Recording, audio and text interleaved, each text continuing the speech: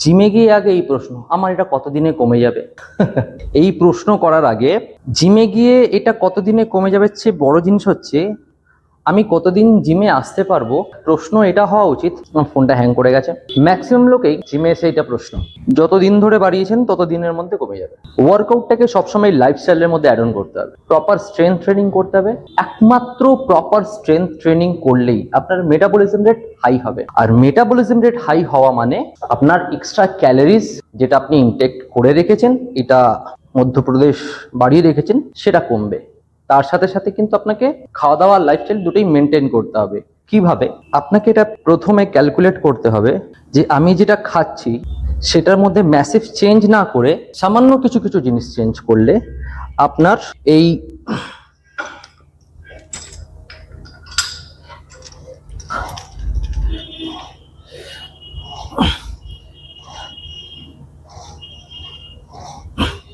Body weight বাড়ার যে প্রবলেমটা আছে সেখান থেকে আপনি বেরিয়ে আসতে পারবেন, বা আপনার বডি ওয়েটটা মেনটেন থাকবে। ফ্যাশনেবল ডায়েট করতে যাবেন না প্লিজ। ফ্যাশনেবল ডায়েট আমাদের সাস্টেইনেবল সলিউশন দেয় না, কোনোদিনই দিতে পারে না। একদম ন্যাচারাল যে খাওয়া দাওয়া, ভাত ডাল রুটি মাছ মাংস ডিম ফ্রুটস ড্রাই ফ্রুটস শাকসবজি, এগুলো খেতে হবে, প্রপার ওয়েতে খেতে হবে, স্ট্রেংথ ট্রেনিং করতে হবে।